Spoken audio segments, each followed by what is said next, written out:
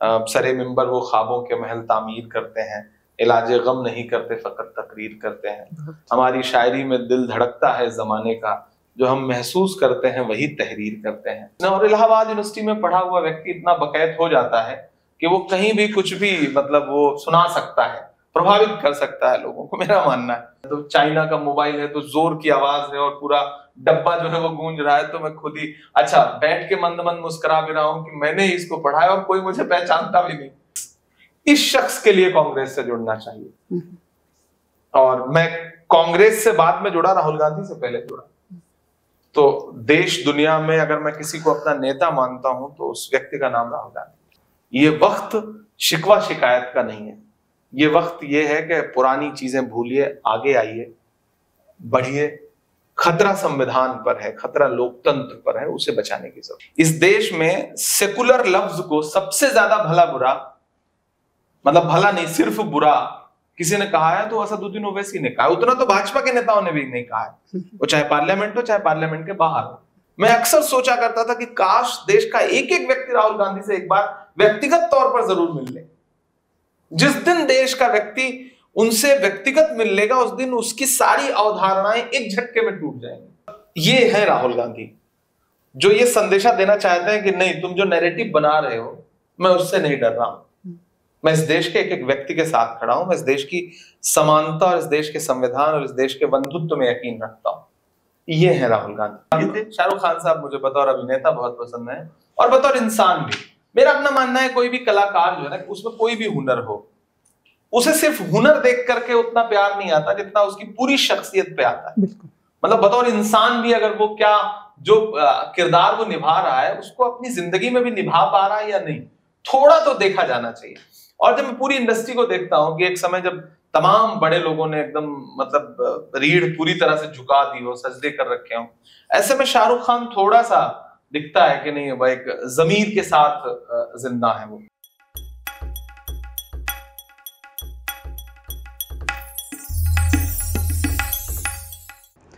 नमस्कार, नई परख के इस विशेष कार्यक्रम में आपका स्वागत है। आज हम आपको एक ऐसे शख्सियत से मिलवाने वाले हैं जो एक युवा नेता हैं, एक साहित्यकार हैं और जिन्होंने अपनी राजनीति से भारतीय राजनीति में एक प्रभाव डाला है बहुत कम समय में। और उनके अगर हम लेखन की बात करें, उनकी शायरी की बात करें तो उन्होंने बहुत ही मजबूत तरीके से सामाजिक समरसता और सेकुलर मूल्यों की तरफदारी की है। अगर एक युवा राजनेता के रूप में हम उनकी बात करें तो अपनी वक्तृता से उन्होंने समा बांधा है, लोगों को अपनी ओर आकर्षित किया है। संसद में एक सांसद के रूप में उन्होंने लगातार एक बेहतर सांसद के रूप में अपना प्रदर्शन दिया है। हम आज आपको इमरान प्रतापगढ़ी जी से मिलवाने वाले हैं। इमरान जी नमस्कार। नमस्कार। और आपको बहुत बहुत धन्यवाद कि आपने नई परख को समय दिया बातचीत करने के लिए। हम चाहते हैं कि सबसे पहले हम व्यक्ति इमरान प्रतापगढ़ी से मिलें और अगर आप हमें यह बताएं कि इमरान से लेके इमरान प्रतापगढ़ी तक का सफ़र कैसा रहा तो बातचीत की शुरुआत में थोड़ा हमें आपके बारे में और जानने को मौका मिलेगा। दरअसल मैं प्रतापगढ़ के एक छोटे से गांव में पैदा हुआ जो मुख्यालय से तकरीबन 20 किलोमीटर दूर है। बहुत सामान्य से परिवार में, बहुत सामान्य से गांव में। तो पढ़ाई वहीं से हुई, गांव से ही। हाई स्कूल वहीं से किया। इंटरमीडिएट करने के लिए पहली बार शहर आया, प्रतापगढ़ शहर। तो बिल्कुल जैसे गांव के बच्चों की परवरिश होती है उसी माहौल में पला बढ़ा। फिर बदलाव तब शुरू हुआ जब मैं ग्रेजुएशन करने के लिए इलाहाबाद यूनिवर्सिटी आया।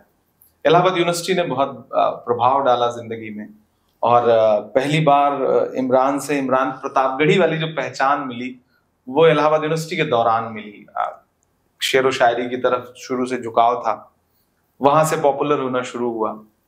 तो ये जर्नी अगर बताने पे आई है तो बहुत लंबी है और समेटिए तो बस ये है कि बहुत छोटे से गांव से निकल करके इलाहाबाद तक का सफर बहुत मुश्किल था मेरे लिए। उस सफर में पापा नहीं चाहते थे कि मैं शहर पढ़ने जाऊं क्योंकि घर का सबसे बड़ा बेटा था। वो हर गांव का हर बाप चाहता है कि आसपास रहे बेटा। तो वो सब बड़ी दुश्वारियां झेल करके, जैसे हम सब उसी पृष्ठभूमि से आए हुए लोग हैं, तो किसी भी इस देश के एक सामान्य गांव में पैदा हुए बच्चे की जो जर्नी है उसको मैंने जिया है। 12 किलोमीटर साइकिल चला के जाना, पढ़ने के लिए जीप और टेम्पो में पढ़ने के लिए जाना, वो बड़ा आप कह सकते हैं बड़े अभाव में पढ़ाई शुरू की, तो वो सब झेला है। और फिर थोड़ा सा जब लोकप्रिय हुआ, कवि सम्मेलन पढ़ना शुरू किया, पैसे आए जिंदगी में, तो जाके थोड़ी आसानी हुई। तो ये पूरा सफर जो है वो प्रतापगढ़ से इलाहाबाद तक के बीच सिमटा हुआ है। जी जी। अगला सवाल कि हमारे बीच बहुत से लोग होते हैं जिनको शायरी करना, शायरी लिखना पसंद है, बहुत सारे लोग की हॉबी होती है, लेकिन आपको ये कब एहसास हुआ कि आप सिर्फ हॉबी भर नहीं है शायरी करना, आप एक मतलब एक शायर भी हैं और एक फनकार भी हैं? देखिए, मैं जिस दौर में शेरो शायरी को अपना रहा था, वो शेरो शायरी के लिए अच्छा दौर नहीं था और मंचीयता के लिए भी अच्छा दौर नहीं था। दरअसल वालिद साहब चाहते थे कि मैं डॉक्टर बनूं। मुझे लगता था कि मुझे यूपीएससी करनी चाहिए शुरू में, लेकिन वो बजिद होकर के डॉक्टर बनाना चाहते थे। जब इंटरमीडिएट में आया तब तक मुझे लगा कि ये दोनों काम मेरे बस के नहीं है, मैं तो किसी और चीज के लिए पैदा हुआ हूं। फिर मैं कवि सम्मेलन सुनने जाता था, पैसे नहीं थे कवि सम्मेलन में। कवि होने का मतलब ये मान लिया जाता था कि लड़का हाथ से गया। वो परिवारों में यही मानसिकता थी कि एक झोला और एक जो है वो कुर्ता पजामा, यही थी कवि की पहचान, शायर की पहचान। पैसे तो मतलब जिंदगी कैसे चलेगी, प्रोफेशन तो हो ही नहीं सकता। मुझे ऐसा लगा कि जो शौक आपका है, अगर वो आपका प्रोफेशन बन जाए तो इससे अच्छा कुछ नहीं होता। और फिर मैंने उस दिशा में काम करना शुरू किया। मंचीयता थी मुझ में, मैं नेशनल डिबेट कंपटीशन का विनर रहा हूं कई बार, कविता पोएट्री कंपटीशन का विनर रहा। तो इस सब वजहों से मंच संभालना मुझे आता था। फिर मैं कवि सम्मेलन सुनता था तो मुझे लगता था कि यार कोई भी कवि खड़ा होकर के, शायर खड़ा होकर के देश की सबसे बड़ी ताकत को भी अपने शेर से जो है चुनौती देता है। तो ये बड़ा लुभाता था मुझे। इस वजह से मैं कवि सम्मेलन मुशायरों में आया। पहली बार 100 रुपए मिले, तो मतलब जाहिर सी बात है कि उतने में क्या हो सकता था। लगा ये 2007-8, 6-7-8 के आसपास की बात है। फिर मुझे लगा कि नहीं, इस देश में कवि सम्मेलन और मुशायरों में पैसे कम है, इसमें कोई दो राय नहीं, लेकिन मैं इसे बदलूंगा। तो फिर मैंने, दरअसल गांव में पैदा हुए लोग जो है ना, वो खुद तय नहीं करते कि हमें किस दिशा में जाना है। वक्त तय करता है कि आपको किस दिशा में जाना है। अपने आप एक रास्ता खुलता जाता है और आप उस दिशा में बढ़ते जाते हैं। हम प्लान्ड लोग नहीं है कि हम पैदा हुए तो पिता ने सोच लिया कि इस स्कूल से इसे जो है 8th तक पढ़ाना है, फिर 12th यहाँ से पढ़ाना। कुछ भी जिंदगी में प्लान नहीं था। जिंदगी जिस तरफ चलती गई हम उस रास्ते पे बढ़ते गए, और एक जुनून था कि जहां रहेंगे वहां बेहतर करेंगे, सबसे अच्छा करेंगे। शायद इसी चीज ने आज यहाँ तक पहुंचाया। जैसा कि आपने बताया कि गांव की पृष्ठभूमि से आए आप, लेकिन खासकर उत्तर प्रदेश और बिहार की जो फैमिली होती है उनके खासकर माता पिता का और उनके खानदान वालों का ये सपना होता है कि हमारा बेटा IAS बने, IPS बने या डॉक्टर बने, इंजीनियर बने।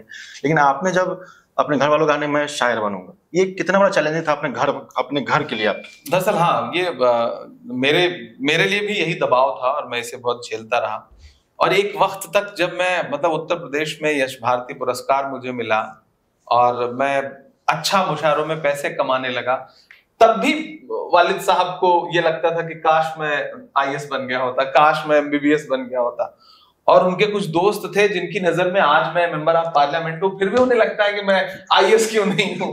तो ये गांव की मानसिकता है और उन्हें लगता है कि दुनिया में 2 ही 3-4 नौकरियां हैं जो अगर आदमी पा जाए तो सम्मानजनक है और बेहतर है। उन्हें ये कभी नहीं समझ में आता। उनकी कमी भी नहीं है, वो ऐसा ही उनका अप्रोच है। उन्हें लगता है कि नहीं, आदमी या तो IAS होगा तो DM हो जाएगा, IPS हुआ तो SP हो जाएगा, MBBS हुआ तो नर्सिंग होम होगा, बहुत पैसे होंगे। वो एक मानसिकता है लोगों की। तो जो है मैं उस दबाव को झेलता रहा। और दरअसल कोई किसी को बताता नहीं परिवार को कि मैं अब शायर हो गया हूँ। जब आपकी शोहरतें अलग अलग जगहों से, जब आप इलाहाबाद यूनिवर्सिटी पढ़ने के लिए आ गया तो थोड़ी आजादी मिली, तो मंचों पे जाना और मतलब घर वालों को बिना बताए भी आप सफर कर रहे हो, जा रहे हो, थोड़े पैसे आने लगे, अखबारों में छपने लगा। पहली बार जब अखबार में नाम छपा हिंदी अखबार में, तो लगा था कि जन्नत मिल गई। तो वो जो भाव है ना, उन सबको जिया है मैंने। और फिर एक वक्त के बाद वालिद साहब को लग गया कि वहां से निकल गया है, तो उन्होंने दबाव डालना कम कर दिया। और मैं उन्हें कभी ये नहीं कह रहा था कि मैंने UPSC करना छोड़ दिया। मैं तैयारी करता रहा कि मैं तैयारी कर रहा हूँ, कहता था कि UPSC की तैयारी कर रहा हूँ और चल रहा था कवि सम्मेलन मुशायरा। तो जिंदगी ऐसी ही चलती रही और फाइनली मान लिया उन्होंने कि मैं शायर हो गया हूँ। आपके जो बेहद पसंदीदा शायर कोई हो, जो आप जिनसे आपको प्रेरणा मिली हो कि मुझे इनके तरह शायरी करना हो, या जिनको पढ़ के लगा कि नहीं मुझे भी इस तरह कलम को उठाकर मुझे मतलब अपने कलम बंद करना है शायरी को? देखिए, ये सवाल मेरे लिए बड़ा मुश्किल है कि मैं किसी एक को चुनूं, क्योंकि मेरी जिंदगी पे किसी का बहुत प्रभाव नहीं था। मैं इसे स्वीकार करता हूं। मैंने सबको जमीन में बैठ के सुना है। मैंने बशीर बद्र साहब को, मिराज फैजाबादी को, राहत इंदौरी साहब को, सुरेंद्र शर्मा जी को, वसीम बरेलवी साहब को, हरिओम पवार को, इन तमाम बड़े लोगों को, सोम ठाकुर को, सबको जमीन में बैठ के सुना है। सबने मतलब कहीं ना कहीं सबको सुन के सराहा है मैंने। लेकिन पहले दिन से मुझे लगता था कि नहीं, मुझे किसी जैसा नहीं बनना है, मुझे अपने जैसा बनना है, मुझे अपनी पहचान बनाना है। और इसीलिए मैं ये नहीं मानता कि मुझ पे किसी का प्रभाव है। मैं अपनी विधा का, अपने फन का अनूठा भी हूं, अलग भी हूं। और मुझे याद है कि प्रतापगढ़ में एक बार कवि सम्मेलन था। कवि सम्मेलन सुबह के 3:30 बजे खत्म हुआ। बशीर बद्र साहब और कई बड़े नाम थे, तो लोग दौड़े ऑटोग्राफ लेने के लिए, मैं भी दौड़ा। फिर करीब पहुंचते पहुंचते मुझे लगा कि नहीं यार, जिंदगी में ऑटोग्राफ देने हैं तो लेना क्या। वो बहुत छोटा वक्त था, मतलब उम्र बहुत कम थी। तो फिर जब मैं जर्नलिज्म कर रहा था, मुझे याद है पोस्ट ग्रेजुएशन करने के बाद, तो फिर एक दिन महसूस हुआ कि नहीं, मैं खबर बनने के लिए आया हूं, खबर बनाने के लिए नहीं आया हूं। तो वो अंदर से आती थी आवाज एक, और इसलिए मैं ये नहीं मानता कि किसी ने मेरी जिंदगी पे प्रभाव डाला। हाँ, मुल्क में जो कुछ घट रहा था उसने मुझ पे प्रभाव डाला। हालात, समाज में जो कुछ हो रहा था, समाज किस तरह संवेदनहीन हो रहा था, मैं बहुत संवेदनशील हूं।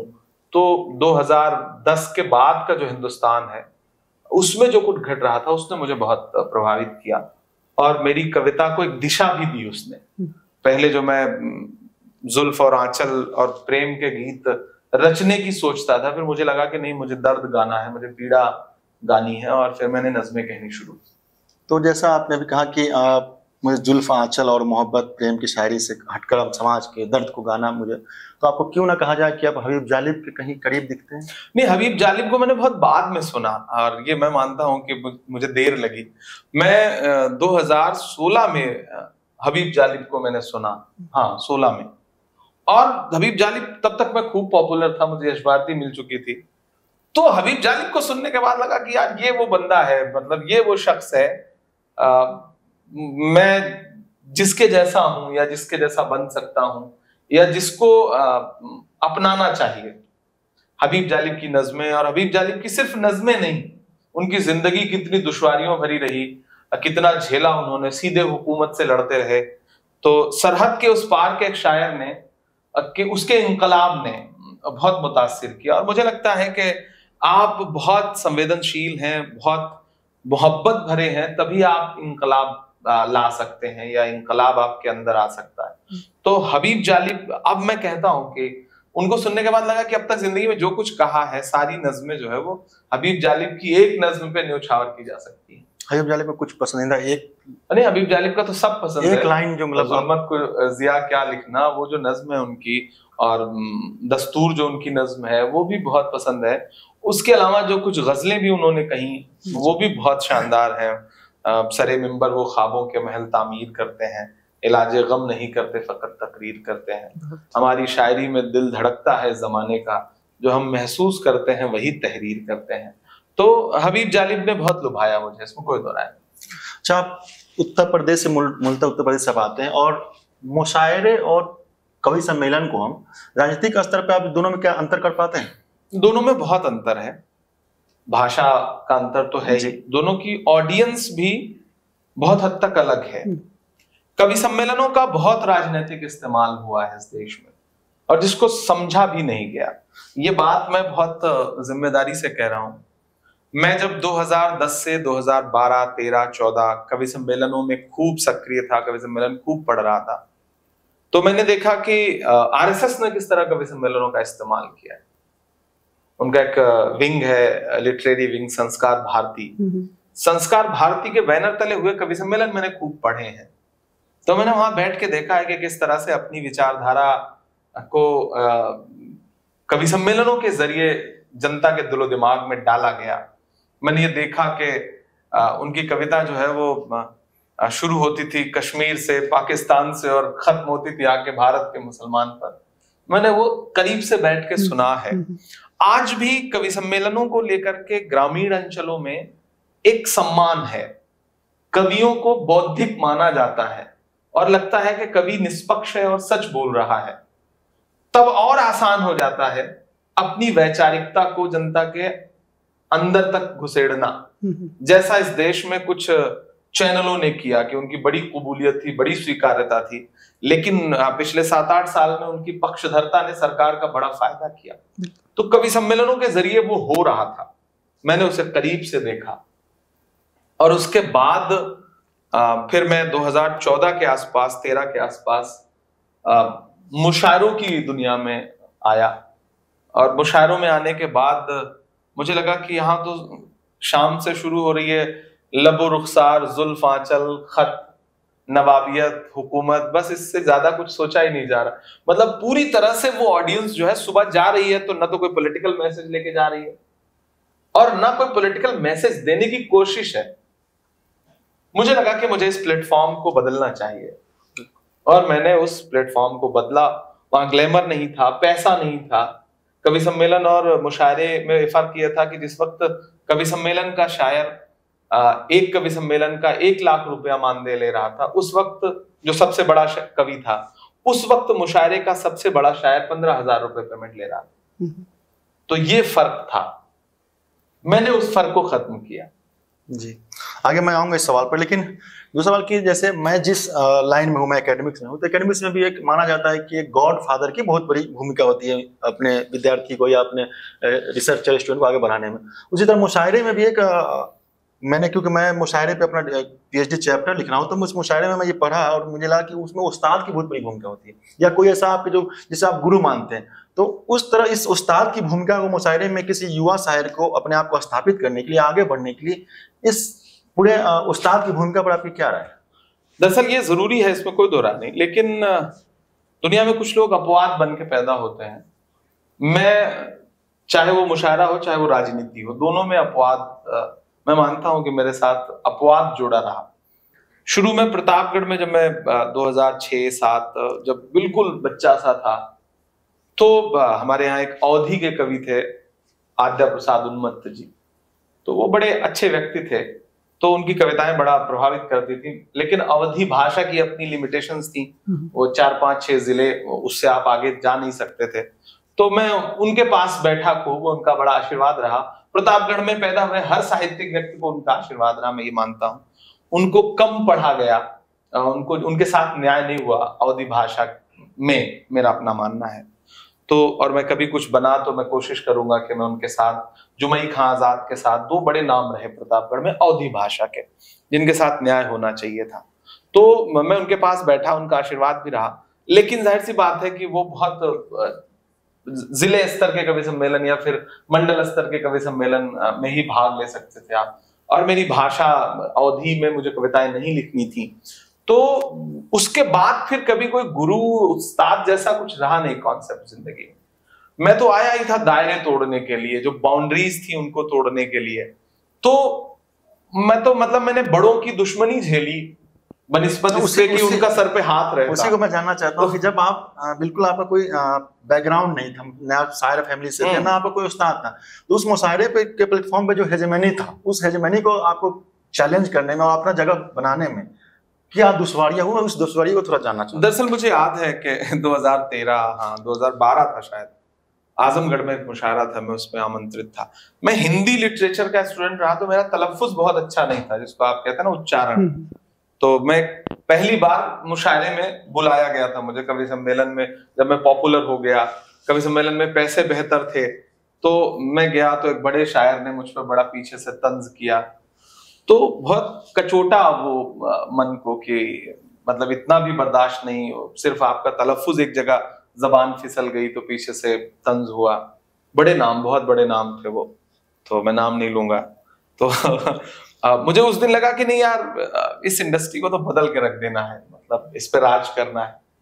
और फिर वो दिन, और मैंने फिर तकरीबन 6-7 महीने मुशायरों का जो पूरा, मुशायरों की जो राजनीति थी, गणित था, उसको मैंने समझा और समझने के बाद फिर मैंने सोचा कि 20-20 हजार की, 50-50 हजार की भीड़, दरअसल देश को ये समझना पड़ेगा, मुसलमानों के पास, जो मुस्लिम ऑडियंस है, उसके पास एंटरटेनमेंट का जरिया बहुत कम है। वो म्यूजिकल शो में नहीं जाता है, वो डांस के प्रोग्राम अटेंड नहीं करता है, मजहबी मजबूरियां भी हैं, समाज का दबाव भी है। बहुत सारे लोग गांव में ऐसे भी हैं जिनके पास आज भी टीवी नहीं है बेचारों के पास। तो मुशायरा उनके लिए मनोरंजन का बहुत बड़ा साधन है गांव में आज भी। नो डाउट मुशायरों के जरिए अदब की परवरिश भी होती है, उर्दू की परवरिश भी होती है, लेकिन एक बड़ी ऑडियंस है जो अपना एंटरटेनमेंट तलाश करने आती है। मैं जिस वक्त मुशायरों में पॉपुलर हुआ वो दौर था जब मल्टीमीडिया मोबाइल हमारे हाथ में आ रहे थे। तो जो ये उस्ताद वाली कैद टूटी ना कि मैं बिना सीढ़ी के बिना बैसाखी के आगे बढ़ गया, उसका कारण था मल्टीमीडिया मोबाइलों का लोगों के हाथ में पहुंचना, ब्लूटूथ के जरिए लोगों का शेयर होना। मैंने जब पहली नज्म कही मदरसे पर जी, और मुझे याद है कि जिस दिन मैंने वो नज्म पढ़ी, पहले तो ये होता था कि अखबारों में आपका एक शेर छप गया तो बहुत बड़ी बात थी, या फिर ईटीवी उर्दू आपको अगर प्रसारित कर दे तो आपकी जिंदगी बन गई। ये दो माध्यम थे, दोनों माध्यम मुझे कबूल नहीं करते थे, क्योंकि मैं हिंदी से आया था तो उर्दू वाले हिंदी वाला कह के खारिज करते थे, और जाहिर सी बात है मैं एकेडमिक तौर पे उर्दू की पढ़ाई नहीं थी मेरी, तो वो सब फन मुझ में नहीं था। मैं आजाद नज़्में कहता था या तरन्नुम में नज़्में पढ़ता था, लेकिन मंचियता थी मुझ में। वो मंचियता और परफॉर्मेंस जो था उसने, और इलाहाबाद यूनिवर्सिटी में पढ़ा हुआ व्यक्ति इतना बकैत हो जाता है कि वो कहीं भी कुछ भी मतलब वो सुना सकता है, प्रभावित कर सकता है लोगों को, मेरा मानना है। तो जब मैंने पहली नज्म पढ़ी प्रतापगढ़ के एक मुशायरे में, मुझे याद है मुझे 500 रुपए मिला था उस दिन, बड़ी रकम थी वो। और उस एक नज्म ने वो कमाल किया कि मुझे याद है कि मैं कई बार ऐसा हुआ कि मैं ट्रेनों में जा रहा हूं, तो वीडियो तो तब था नहीं कि कोई आपको पहचान लेता, तब ब्लूटूथ से ऑडियो शेयर होता, तो मेरी नज़्में ट्रेनों में लोग सुन रहे हैं ऑडियो में, मोबाइल में। मदरसे वाली नज़्म, तो चाइना का मोबाइल है तो जोर की आवाज है और पूरा डब्बा जो है वो गूंज रहा है, तो मैं खुद ही बैठ के मंद मंद मुस्कुरा भी रहा हूं कि मैंने इसको पढ़ा है और कोई मुझे पहचानता भी नहीं। तो वो पॉपुलैरिटी जो थी ना, वो घर घर तक पहुंची वो नज्म। उस नज्म के बाद मुशायरे के जो कन्वीनर लोग होते हैं, जो आयोजक होते हैं, उन पे दबाव बनना शुरू हुआ कि ये लड़का कौन है, इसको बुलाओ। तो पहले होता था कि उस्ताद नाम दे रहे हैं, जो मुशायरों के जो मठाधीश हैं वो नाम दे रहे हैं, तभी आप बुलाए जा रहे हैं। इधर एक नाम ऐड होने लगा बिना उनकी मठाधीशी के भी, कि नहीं इस लड़के को बुलाओ, ये मदरसे वाली नज्म किसने कही है, इस लड़के को बुलाओ। तो प्रतापगढ़ में भी कोई उस्ताद शायर नहीं था जो मुशायरों में बहुत पॉपुलर हो, तो नाजिश प्रतापगढ़ी के बाद कोई बचा ही नहीं। तो मुझे तो कोई नहीं मिला जो मुझे कबूल करता। मुझे याद है इलाहाबाद के एक बड़े प्रोफेसर ने यूनिवर्सिटी के, बोले कहाँ प्रतापगढ़ में शायर पैदा होने लगे यार, शायर तो अलीगढ़ में पैदा होते हैं, रामपुर में पैदा होते हैं, आजमगढ़ में पैदा होते हैं। तो मैंने सुना, मैंने कहा ठीक है सब बताएंगे किसी दिन, और आज सब परेशान है।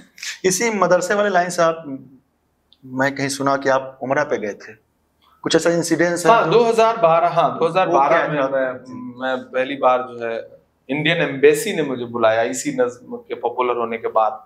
एम्बेसी हर साल वहां एक मुशायरा करती है, तो उन्होंने बुलाया जद्दा में एक मुशायरे में, और मैं गया तो पहली बार विदेश गया। और वो दो चीजों की वजह से मुझे याद है, ये नहीं बताया गया कि मानदेय क्या रहेगा, लेकिन अब यह है कि आप विदेश जा रहे हो, फ्लाइट का टिकट आ गया और जो भी मिलेगा, आप विदेश जा रहे हो। बहुत छोटा सा था मैं, जाहिर सी बात है 11 साल पहले, वही जो है 24-25 साल का लड़का। तो जब मैं गया उस मुशायरे में, तो मुशायरा शुरू होने से पहले जो सीजी होते हैं, कौंसल जनरल, उन्होंने एक अपनी जो शुरुआती मुख्य अतिथि वाला भाषण होता है, उन्होंने भाषण किया। तो अपने भाषण में उन्होंने कहा कि भाई आज यहाँ कम से कम 2000 की गैदरिंग थी, और इंडिया का जो पूरा क्लास है वो वहां पे बैठा हुआ था, जो वहां रहता है जद्दा। तो उन्होंने अनाउंस किया कि भाई आप सारे लोग इकट्ठे हैं और ये अच्छा मौका है, मैं चाहता हूं कि एक अनाउंसमेंट कर दूं।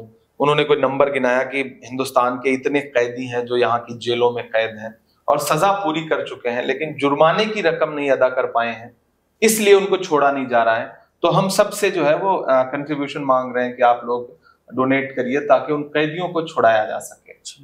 तो मुझे पता नहीं था कि मेरा मानदेय कितना है। जब मैं पढ़ने के लिए खड़ा हुआ तो मैंने कहा कि दोस्तों मैं बहुत मुकद्दस जगह पे आया हूँ और मैं यहाँ ये सोच के आया था कि यहाँ मुझे जो भी पेमेंट मिलेगा मैं उससे अपनी माँ के लिए कुछ लेके जाऊंगा, क्योंकि मैं यहाँ बहुत मुकद्दस जगह पे खड़ा हूँ। लेकिन सीजी साहब को सुनने के बाद मुझे लगता है कि उससे ज्यादा जरूरी काम यह है कि मेरे उस पैसे का कुछ जायज इस्तेमाल हो। तो मुझे ये नहीं पता है कि मेरा पेमेंट कितना है, लेकिन मेरा जितना भी पेमेंट है मैं पूरा का पूरा डोनेट करता हूँ। तो पूरी ऑडियंस जो है वो 2000 की, ये बताते हुए मेरे रोंगटे खड़े हो रहे हैं कि पूरी 2000 की जो ऑडियंस है वो खड़ी हुई और उन्होंने तालियां बजाई। और फिर एक आदमी खड़ा हुआ, उसने कहा कि मुझे पता नहीं, इस बच्चे से मैं बहुत प्रभावित हूँ और इसका जो भी पेमेंट होगा इसका 2 गुना मेरी तरफ से, मुझे बाद में इसका पेमेंट तो ठीक है आप लोग ले लीजिएगा, 2 गुना मैं इसको अपनी तरफ से दूंगा। तो मैं सारा पेमेंट डोनेट करने के बाद भी मुझे सारे शायरों से ज्यादा पेमेंट बाद में आया। किसी और ने मुझे आकर के उस मतलब पेमेंट किया, 10 गुना पेमेंट किसी एक ने किया। और मैंने तकरीबन 1 घंटा पढ़ा उस मुशायरे में। और अगले दिन अरब न्यूज, जो सबसे बड़ा वहां का लीडिंग अखबार है, उसने हेडिंग लगाई कि young poet steals show in mushaira. तो वो 16 कॉलम की खबर थी जिसमें 8-9 कॉलम जो है वो मुझ पर लिखा। इतना यंग लड़का, और पहली बार में उसने मुशायरा, जिसको कहते हैं ना तहस नहस कर देना, लूट लेना, जो मुशायरे की भाषा होती है। तो मुझे वो दिन याद है। अगले दिन हम उम्रा करने के लिए जा रहे थे, उसमें पैकेज में था कि आप मुशायरा पढ़ेंगे फिर उम्रा करने के लिए भी जाएंगे।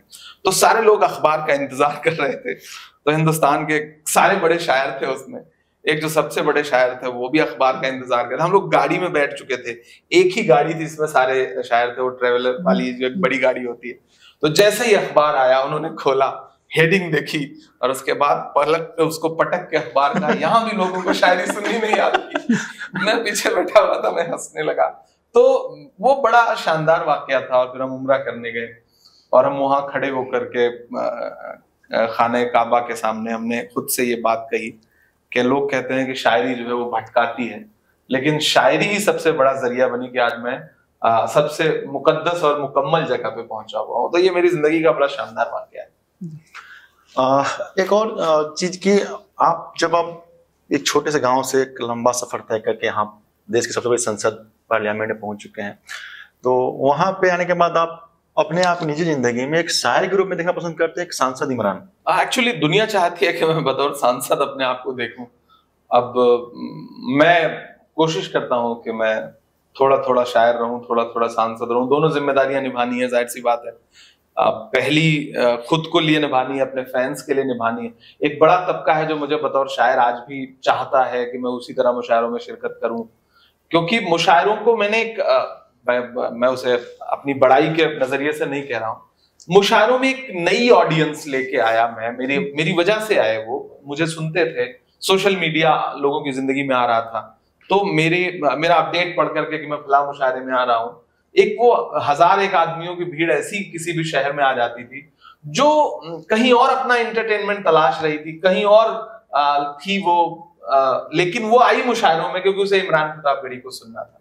तो आज भी मैं कोशिश करता हूं कि उससे जुड़ा रहूं, लेकिन बतौर सांसद पार्टी ने एक बड़ी जिम्मेदारी दी है और एक बड़े स्टेट के प्रति मेरी जवाबदेही है। तो मैं कोशिश करता हूं कि मैं दोनों के साथ न्याय कर पाऊं, और इन दोनों के साथ इंसाफ करने के चक्कर में आप कहीं के नहीं बचते। मतलब खुद के लिए जो पर्सनल लाइफ है वो खत्म हो जाती है, ये एक नुकसान होता है जिंदगी में। लेकिन जैसे कि आपने बताया कि जब मुशायरे के मंच पर जब अपना स्पेस बनाया और आप बहुत सारे आपके विरोध भी हुए, लेकिन इसी रूप में आप कुछ आलोचक जो ये मानते हैं कि मुशायरे के मोदी हैं, इसका आप क्या प्रतिक्रिया? दरअसल आप इसे आलोचना मानिए, एक नजरिए से तो आलोचना है, लेकिन वो तुलना जिससे कर रहे हैं, मैं नहीं चाहता कि उनसे मेरी कभी तुलना की जाए। तुलना की जाए तो मुझे मुशायरों का राहुल गांधी कह सकते हैं आप, मैं चाहूंगा कि मुझे वो कहा जाए, लेकिन वो इस वजह से कह रहे हैं कि इसमें कोई दो राय नहीं कि मुशायरों में बहुत कुछ ऐसा हुआ मेरे आने के बाद जो पहले कभी नहीं हुआ था। मैंने कहा ना, मुशायरों में स्टारडम नहीं था, पैसे नहीं थे, दोनों चीज नहीं थी। पैसे मांगने की हिम्मत भी नहीं थी हमारे शायर, बड़े शायरों में। मैंने कहा ना, जब कवि सम्मेलन का बड़ा कवि जो है वो 1 लाख रुपए मांग रहा था, तब उर्दू का सबसे बड़ा शायर 15,000 रुपए में खुश था। उसे लगता था कि बस इससे ज्यादा तो पैसा, एडवांस पेमेंट, ऑटोग्राफ, सेल्फी, ये सब तो कल्चर ही नहीं था ना। तो बिल्कुल रवायत टूटी, और उसकी बड़ी वजह थी ना कि लोगों के जहन में था, कुर्ता पजामा पहन के एक शायर आया है पान खा के, कुछ ने तो मतलब ये था अमूमन लोगों के बारे में मशहूर था कि उन्होंने जब तक एक पैग नहीं पी तब तक शायरी नहीं हो रही है।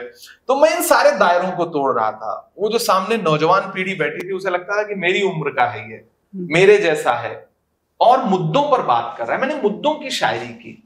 शायरी में इसलिए लोगों की मोहब्बतें मुझे ज्यादा हासिल हुई क्योंकि उन्हें लगता था कि उनका दर्द कोई गा रहा है, वो मसले, वो मुद्दे जिन्हें मीडिया छोड़ दे रहा था, जिन्हें सरकारें एड्रेस नहीं कर रही थी, जानबूझ करके छोड़ दी जा रही थी। एक पूरे तबके को हाशिए पे ढकेलने के लिए जब सारी मशीनरी लगी थी, उस वक्त मैंने मुशायरे के प्लेटफॉर्म का एक सही इस्तेमाल किया।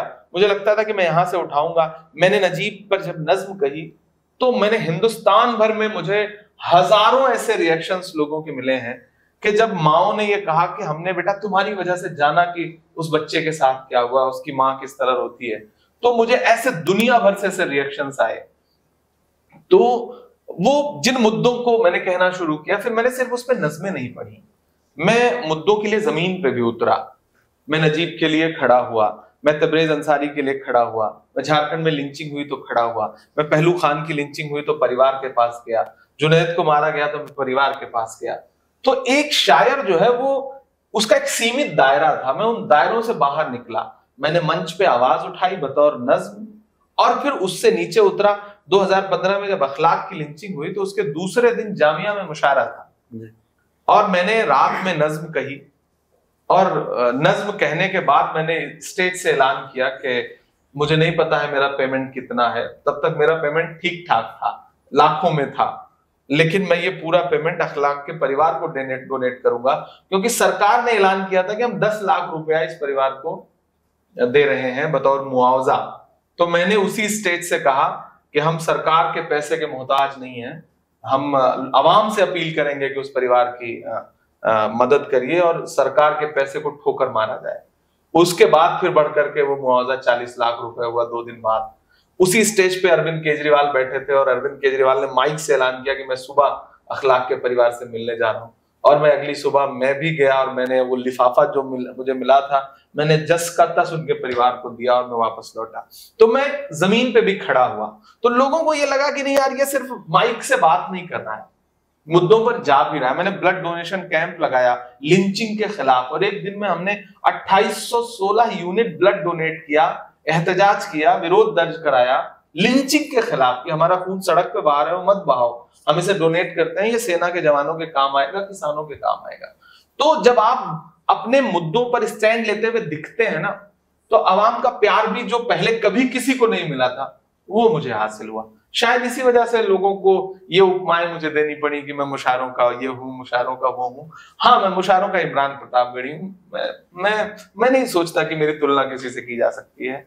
शुक्रिया। नहीं, मुझे तो बहुत अच्छा लगा कि आपने इलाहाबाद में प्रचलित 2 शब्दों का इस्तेमाल किया, बकैती और मठारी, जैसे छात्र जीवन में बार बार सुनते रहते थे।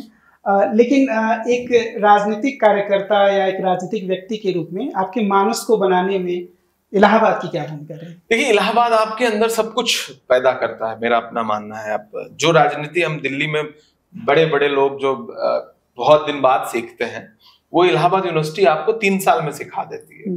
आप कटरा चौराहे पे बैठ के या फिर आसपास चाय की दुकानों पे बैठ के वो सीख लेते हैं, जिसे हम उस भाषा में बकैती कहते हैं। तो नो डाउट इलाहाबाद ने बहुत प्रभावित किया। कई सीनियर्स हैं जो उस समय इलाहाबाद यूनिवर्सिटी में थे, हमारे सीनियर थे, उनसे राब्ता हुआ। छात्र संघ का चुनाव इलाहाबाद का अपने आप में अद्भुत चुनाव होता है, आप जानते हैं। तो मैं कभी चुनाव नहीं लड़ा छात्र संघ का, लेकिन मैं चूंकि पॉपुलर था यूनिवर्सिटी में, तो हर छात्र नेता चाहता था कि मैं उसके साथ दिख जाऊं, उसके मंच पर दिख जाऊं। तो जाहिर सी बात है कि पूछा जाता था, मैं हाथों हाथ लेते थे लोग वो। अच्छा, जब मैं गांव से आया था इलाहाबाद यूनिवर्सिटी में, तब तक मुझे ये नहीं पता था कि ये वामपंथ क्या है, ये दक्षिण पंथ क्या है, क्योंकि मैं ऐसे पृष्ठभूमि से आया नहीं था। मैं एक सामान्य मुस्लिम परिवार से था, जहां ये सब चीजें तो गांव में तब तक नहीं पहुंची थी। अभी थोड़ा सा सोशल मीडिया आने के बाद पहुंची चीजें। तो इलाहाबाद आके ही बहुत सही गलत का फर्क पता चला। जब बहुत सारे लोगों को पढ़ा तब पता चला। उसी दौरान वो कवि सम्मेलन पढ़ रहा था, मैंने जिनका जिक्र किया, तो पता चला कि मतलब किस तरह से दक्षिण पंथ और वाम पंथ और एक बीच का एक रास्ता जो है वो तमाम रास्ते हैं, आपको किधर बढ़ना है। वो मानस तो इलाहाबाद यूनिवर्सिटी ने ही बनाया। मतलब मैं मानता हूं कि जो कुछ बनाया वो इलाहाबाद ने बनाया, इलाहाबाद यूनिवर्सिटी ने बनाया। तो जब आप अपनी राजनीतिक यात्रा की शुरुआत कर रहे थे और उत्तर प्रदेश से आप हैं, तो उत्तर प्रदेश में जिस पार्टी में अभी आप हैं, कांग्रेस पार्टी में आप राज्यसभा के सांसद हैं, तो वहाँ कांग्रेस की स्थिति तो उस समय मजबूत नहीं थी। तो वो कौन सी चीज़ है जिसने आपको समाजवादी पार्टी जो मजबूत पार्टी है या बहुजन समाज पार्टी की तुलना में कांग्रेस की तरफ मुड़ा? और एक और इसी के साथ एक और सवाल कि इनको यश भारती अवार्ड भी समाजवादी पार्टी नहीं दिया, समाज पार्टी की सरकार। ये सवाल बहुत पूछा जाता है और मेरे लिए हाँ ये सच है, ये मुश्किल था कांग्रेस से जुड़ना, क्योंकि जाहिर सी बात है उस समय दो क्षेत्रीय पार्टियां बहुत मजबूत थी और बेहतर ऑप्शंस थे। और कम से कम समाजवादी में धर्मेंद्र मेरे सीनियर थे इलाहाबाद यूनिवर्सिटी में, उस समय वो सांसद हो चुके थे, तो मेरे लिए बहुत आसान था। सरकार भी थी उस समय समाजवादी की उत्तर प्रदेश में। लेकिन पता नहीं क्यों मुझे ऐसा लगता था कि मैं सिर्फ एक राज्य के लिए राजनीति नहीं करनी है मुझे। मैं देश भर में मेरी पहचान है, मुझे देश भर में सुना जाता है, दुनिया भर में सुना जाता है, तो मैं किसी क्षेत्रीय दल से नहीं बंधूंगा। और 2017 बीतते बीतते और 18 की शुरुआत में मेरी राहुल जी से कुछ मुलाकातें हुई। मुझे बुलाया गया, मैं बैठा उनके साथ, हम बड़ा नाम सुनते थे, बड़े भ्रम थे उनको बारे में। मीडिया ने जो उनकी इमेज बनाई थी वो उसके कुछ अंश मेरे भी दिमाग में थे, और मैंने बड़े खुल के उनसे सवालात किए। तब मेरे विचारों में बहुत ज्यादा क्लियरिटी आई और मुझे लगा कि नहीं यार, देश को तो ये बंदा चला सकता है। फिर मैं उनसे साल भर तकरीबन मिलता रहा, अलग अलग वक्त में घंटों घंटों मेरी उनसे बातें हुई। और एक दिन मुझे लगा कि नहीं यार, इस शख्स के लिए कांग्रेस से जुड़ना चाहिए। और मैं कांग्रेस से बाद में जुड़ा, राहुल गांधी से पहले जुड़ा। तो देश दुनिया में अगर मैं किसी को अपना नेता मानता हूं तो उस व्यक्ति का नाम राहुल गांधी। अभी आप कांग्रेस अल्पसंख्यक मोर्चा के अध्यक्ष हैं। आमतौर पे ये माना जाता है समाज विज्ञान की दुनिया में भी कि बाबरी मस्जिद की टूटने की एक ऐसी घटना हुई, और उसमें क्योंकि केंद्र में कांग्रेस की सरकार थी, जिससे मुसलमान कांग्रेस से दूर हुए। और अभी ये माना जा रहा है कि शायद वो धीरे धीरे कांग्रेस की तरफ मुड़ रहे हैं, भारत जोड़ो यात्रा के प्रभाव के कारण भी। लेकिन एक अध्यक्ष के रूप में, अल्पसंख्यक मोर्चे के अध्यक्ष के रूप में, आपने कुछ ऐसे कदम उठाए जिससे मुसलमानों के मन में जो कांग्रेस को लेकर भ्रम वो दूर हो सके?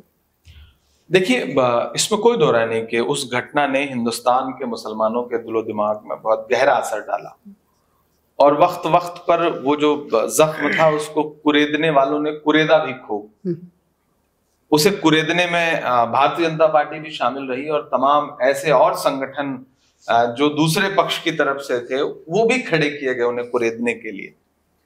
बतौर माइनॉरिटी डिपार्टमेंट का अध्यक्ष बनने के बाद मुझे दो घटनाएं थीं जिन पे बहुत सारे सवालात होते थे।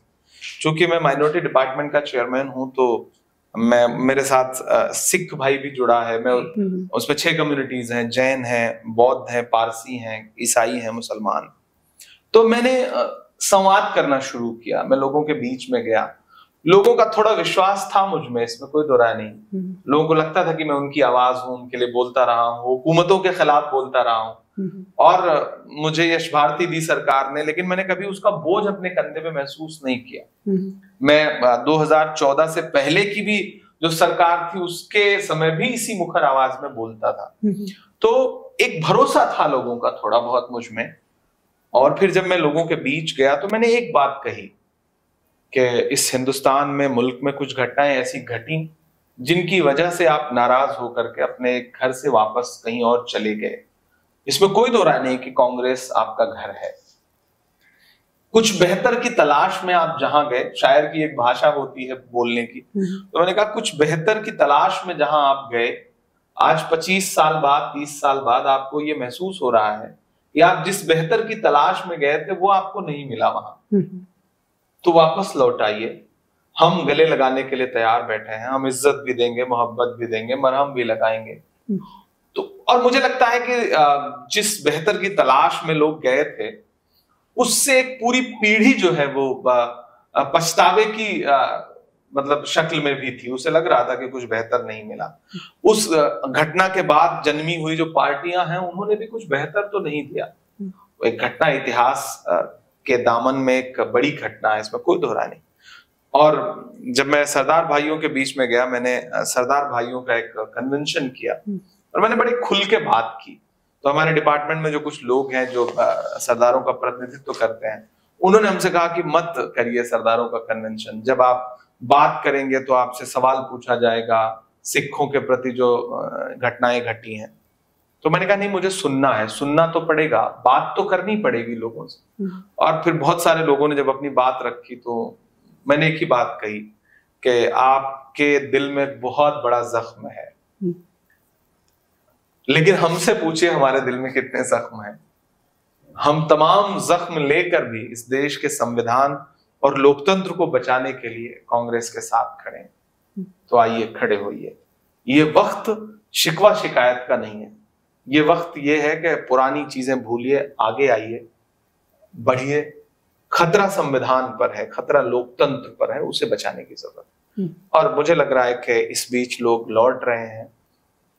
राहुल जी ने जिस तरह से भारत जोड़ो यात्रा और भारत जोड़ो यात्रा से पहले भी जिस तरह से मुद्दों पर स्टैंड लिया है, वो अपने आप में अनूठा है। और उनका जो पूरा राजनीतिक स्टैंड है वो बहुत मदद कर रहा है नाराज लोगों को वापस लाने में।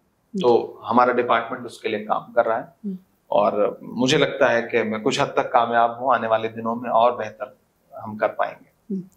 एक चीज़ ये भी देखने में आई है कि जो मुस्लिम युवा हैं, और मेरी भी कई मुस्लिम युवाओं से बातचीत होती रहती है, तो उनके भीतर एक आकर्षण है ओवैसी को लेकर। वो जिस तरीके से मुद्दों को रखते हैं, बातों को रखते हैं और भाजपा पर भी हमला करते हैं, तो एक मॉडल प्रस्तुत करते हैं। बिहार में भी उनको काफ़ी सफलता पीछे मिली। तो अगर वैचारिक स्तर पर ओवैसी को काउंटर करना हो आपको, तो आप किस रूप में उसको देखेंगे? नहीं, मैं देखिए वैचारिक स्तर पर किसी व्यक्ति विशेष को काउंटर नहीं करना है। उनकी राजनीति से जो भारतीय जनता पार्टी को फायदा हो रहा है वो गिनाने की जरूरत है। वो जितना हमलावर, मैं देश के जो तमाम मुस्लिम नौजवान हैं उनसे कहना भी चाहता हूं, इस देश में सेकुलर लफ्ज को सबसे ज्यादा भला बुरा, मतलब भला नहीं सिर्फ बुरा किसी ने कहा है तो असदुद्दीन ओवैसी ने कहा। उतना तो भाजपा के नेताओं ने भी नहीं कहा है, वो चाहे पार्लियामेंट हो चाहे पार्लियामेंट के बाहर हो। इस देश के सेकुलर फैब्रिक, सेकुलर होने से इस देश किसका फायदा है और सेकुलरिज्म खत्म हो जाने से किसका फायदा है? इस देश के पढ़े लिखे लोगों को, सिर्फ मुसलमान नहीं, हर तबके के लोगों को ये समझने की जरूरत है। दूसरी बात, आंशिक रूप से कहीं एक सफलता अगर मिल गई हो तो लोगों की आंख बहुत जल्दी खुली। वो मुझे याद है 2017 में मैं राजनीति में नहीं था, नांदेड़ में उनके 13 कॉर्पोरेटर थे। उस समय मैं बतौर शायर गया, मैंने प्रचार किया था। अशोक चौहान जी से मेरे अच्छे रिश्ते हैं, मैं उनके मुशायरे में गया था, उन्होंने बुलाया मुझे प्रचार के लिए। ओवैसी की पार्टी के 13 के 13 कॉर्पोरेटर हारे, 0 सीट्स आई। उनके एक एमएलए जो मुंबई में जीते अगली बार वो हार गए। बिहार में 5 जीते तो 4 छोड़ करके चले गए। आंख खुलने की देर होती है और कोई खोलने वाला हो। देखिए उसका एक बड़ा कारण रहा सफलता का, उनके सफलता पाने का जो आंशिक सफलता है। कि इस देश की किसी भी मजबूत आवाज ने उस कम्युनिटी के, मुस्लिम कम्युनिटी की किसी मजबूत आवाज ने कभी उनके खिलाफ बोला नहीं था। उनकी सच्चाइयां और उनकी राजनीति से भाजपा को होने वाले फायदे नहीं बताए थे लोगों को, मैंने बताए और मजबूती से बताए। मेरे खिलाफ जितने हमले हो सकते थे सोशल मीडिया पे वो हुए, पूरी ट्रोल आर्मी लगाई गई। जितना आप भाजपा की ट्रोल आर्मी का सुनते हैं जिक्र ना, उससे ज्यादा मैंने उनकी ट्रोल आर्मी को झेला है। और झेल करके भी मैं डटा रहा, मैं कहता रहा लोगों से कि नहीं, उनकी राजनीति से भाजपा को बहुत फायदा हो रहा है और धीरे धीरे लोगों को समझ में आ रहा है। इसीलिए प्रासंगिकता धीरे धीरे कम होती जाएगी, आप देखिएगा। और स्पेस इसलिए भी मिला कि संसद में उन मुद्दों को कोई और एड्रेस नहीं कर रहा था जिसको ओवैसी एड्रेस कर रहे थे। अब एड्रेस करने वाले लोग मौजूद हैं पार्लियामेंट में, तो धीरे धीरे अपने आप वो कमी पूरी होती जा रही है। जी, एक आप पूछें और शायद से पहले एक और सवाल पूछना चाह रहा था कि ये जो पसमानदा का पूरा मसला है, जिस पर ये माना जा रहा है कि आजकल भारतीय जनता पार्टी रेटोरिक के रूप में ही पर काफ़ी जोर दे रही है, तो क्या कांग्रेस के भीतर भी, खासतौर पर अल्पसंख्यक मोर्चे के भीतर भी इस तरह के वाद विवाद चलते हैं कि जो मुस्लिम है उसमें जो पसमानदा तबके उन पर ज्यादा अलग से ध्यान दिया जाए? दरअसल ये भाजपा का खड़ा किया गया शिगुफा है और मुझे लगता है कि मुस्लिम समाज इससे अवेयर है। रही प्रतिनिधित्व देने की बात, तो कांग्रेस पार्टी ने ऑलरेडी प्रतिनिधित्व दिया हुआ है। मेरा, जैसे मैं अपने डिपार्टमेंट में कहूं, आप मेरे डिपार्टमेंट की लिस्ट उठा के देख लीजिए। मतलब हमने तो कभी ये सोचा भी नहीं कि कौन पसमानदा और कौन अशरफ, कौन मतलब एलीट। हम तो ये देख रहे हैं कि हाशिए पे मौजूद कोई व्यक्ति हो। राहुल जी ने मुझसे एक बार कहा था कि लोगों के बीच में जाओ, स्टेट्स में जाओ, जनपदों में जाओ, नई लीडरशिप निकाल के लाओ जिनको कभी मौका नहीं मिला। मैं वो कोशिश कर रहा हूं और मैं जब लिस्ट बनाता हूं तो मैं कोशिश करता हूं कि महिलाओं को प्रतिनिधित्व मिले, मैं कोशिश करता हूं कि सरदार भाइयों को संगठन में प्रतिनिधित्व मिले, जैन को प्रतिनिधित्व मिले, ईसाई को प्रतिनिधित्व मिले। माइनॉरिटी डिपार्टमेंट का मतलब तो सिर्फ मुसलमानों का डिपार्टमेंट, ये नैरेटिव बना हुआ था। मैंने उस नैरेटिव को तोड़ा। और रही पसमानदा पॉलिटिक्स की बात, भाजपा किस पसमानदा पॉलिटिक्स की बात करती है? तबरेज अंसारी जिसको मार दिया गया लिंच करके, वो पसमानदा ही था। मिनहाज अंसारी पसमानदा था, पहलू खान पसमानदा था, जुनैद पसमानदा था। इस देश में लिंच किए गए 95% लोग पसमानदा हैं। किसने लिंच किया? लिंचिंग करने वालों को बाहर निकलने के बाद मालाएं किसने पहनाई? क्या प्रधानमंत्री जी बिल्किस को पसमानदा नहीं मानते हैं?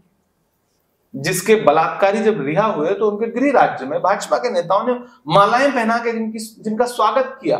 कौन से पसमानदा पॉलिटिक्स की आप बात कर रहे हैं? आपने मदरसे के बच्चों की स्कॉलरशिप बंद कर दी। आपने मौलाना आजाद नेशनल फेलोशिप बंद कर दी। आपका अल्पसंख्यक मंत्रालय का बजट जो है 40% के आसपास आपने घटा दिया। आप कौन से पसमानदा पॉलिटिक्स की बात कर रहे हैं? किसी एक चेहरे को आप संगठन में जगह दे देंगे और फिर ढोल पीटेंगे कि हम तो पसमानदा। आपने बुनकर उद्योग बर्बाद कर दिया। आपने मुरादाबाद का जो पीतल उद्योग था उसको बर्बाद कर दिया आपने, जब उसे सहारे की जरूरत थी। आपने सहारनपुर का लकड़ी का कारोबार बर्बाद करके रखा हुआ है। आपने पूरे देश में पसमानदा मुसलमान ही तो छोटे छोटे कारोबार कर रहा था। आपने, आपकी पार्टी के संगठन से जुड़े हुए लोगों ने कर्नाटक में जिन ठेले वालों को मंदिर के आसपास तरबूज बेचने और फल बेचने के नाम पर उनके ठेले पलट दिए, उनको मारा, वो कौन लोग हैं? वो पसमानदा ही तो है ना। बिल्कुल। तो ये भाजपा की जो झूठी राजनीति है, उसे देश का पसमानदा क्या, मैं तो कहूंगा कि हाशिए पे मौजूद व्यक्ति समझ रहा है और वो शिगुफा है और वो शिगुफा ही रह जाएगा। ये यूनिफॉर्म सिविल कोड का जो मसला आ रहा है, क्या आपको लगता है कि ये कांग्रेस के लिए एक बड़ी समस्या बनेगा कि हम कौन सा रास्ता अपनाएं? मुझे तो लगता है कि भाजपा के लिए बड़ी समस्या है इसका ड्राफ्ट लाना। भाजपा ने शिगुफा उछाल दिया, बहुत पुराना सपना है उनका। लेकिन भारत इतना विविधताओं का देश है कि आप कौन सा ड्राफ्ट बनाओगे और उस ड्राफ्ट में क्या लिखोगे कि हम आदिवासियों के सारे जो पर्सनल लॉज हैं उसको छीन ले रहे हैं, हम सरदारों के पर्सनल लॉज छीन ले रहे हैं, हम HUF जो है वो खत्म कर दे रहे हैं। मुसलमान तो बहाना है, मुसलमानों के कंधे पे बंदूक रखनी है और हक किसी और का छीनना है। तो मुझे लगता है कि UCC का जो पूरा प्रोपेगेंडा है ये कांग्रेस से ज्यादा बीजेपी के गले की फांस है, इसीलिए अब तक ड्राफ्ट नहीं आया है। ड्राफ्ट कभी आया तो फिर डिबेट की जाएगी इस पे। मुझे लगता है कि अभी हवा में तीर मारने की जरूरत नहीं। अच्छा, जैसे आपने अभी कहा कि अपने संगठन में आप हर कम्युनिटी को कोशिश करते हैं कि बराबर का रिप्रेजेंटेशन मिले, लेकिन जैसे असदुद्दीन ओवैसी साहब का सबसे बड़ा पॉलिटिकल रैली में आर्गुमेंट यही होता है कि अब्दुल कब तक दरी बिछाएगा। उसके साथ वो शुरू करते हैं और वो हमेशा गिनाते हैं कि इस पार्टी में कितने मुस्लिम रिप्रेजेंटेशन है, इस पार्टी में कितने हैं। खासकर सो कॉल्ड सेकुलर पार्टी पर ज्यादा वो हमला करते हैं कि सेकुलर पार्टियां मुसलमानों को सिर्फ इस्तेमाल किया। और अगर हम हिस्ट्री देखें आजाद भारत में, तो मुसलमानों का रिप्रेजेंटेशन खास पार्लियामेंट में अभी बिल्कुल डिक्लाइन कर रहा है। तो इस रिप्रेजेंटेशन को सुनिश्चित करने के लिए आप अल्पसंख्यक मोर्चा के नेता होने के नाते अपने पार्टी में इस मुद्दे को, यानी मुस्लिम रिप्रेजेंटेशन के सवाल को कैसे आप देखते हैं? देखिए, सबसे पहली बात तो ये जो नारा उन्होंने उछाला कि अब्दुल कब तक दरी बिछाएगा, ये एक गाली की तरह है। और आप इस देश के तमाम वो अकलियत के लोग जो राजनीति कर रहे हैं उनको आप गाली दे रहे हैं। आपकी भी सभा में तो अब्दुल ही दरी बिछा रहा है ना, कि किसी और से बिछवा रहे हैं आप, या आपके परिवार का कोई आकर के दरी बिछा रहा है। आपकी सभा में भी तो, ओवैसी साहब की सभा में भी तो कोई एक आम कार्यकर्ता ही दरी बिछा रहा है ना, उसको क्या हासिल हो रहा है? आपसे अगर मैं पूछूं कि क्या उनकी पार्टी का कोई संगठन है और उस संगठन में उनके बाद कोई दूसरा चेहरा है उनके भाई के अलावा? दिखता तो नहीं। तो रिप्रेजेंटेशन देने के नाम पे आपने क्या दिया है? उनके जो 7 विधायक हैं उसमें से एक अकबरुद्दीन ओवैसी को छोड़ के 6 के नाम जानते हैं आप? शायद नहीं जानते हो, बिल्कुल पहचानते भी नहीं होंगे। तो वो किसको ला करके जगह दे रहे हैं टीवी चैनलों पर, जो जिन्हें आप सो कॉल्ड भाजपा का मीडिया कहते हैं, वो मीडिया अगर उन्हें जगह ना दे तो शायद आप भी उस तरह से उन्हें याद नहीं रख पाएंगे। तो बात यह है कि रिप्रेजेंटेशन जो कम हो रहा है अक़लियतों का, उसके तमाम जिम्मेदार लोगों में एक जिम्मेदार वो भी है। ये बहुत जिम्मेदारी से ये बात कह रहा हूं। आप जिस तरह की तकरीरें कर रहे हैं, आप जिस तरह से, दरअसल भाजपा उनका इस्तेमाल जो है ना, वो मुस्लिम वोटों के बंटवारे पे नहीं कर रही, वो हिंदू वोटों के ध्रुवीकरण के लिए कर रही है, और वो इस्तेमाल हो रहा है। उन्हें आज नहीं तो कल समझ में आएगा।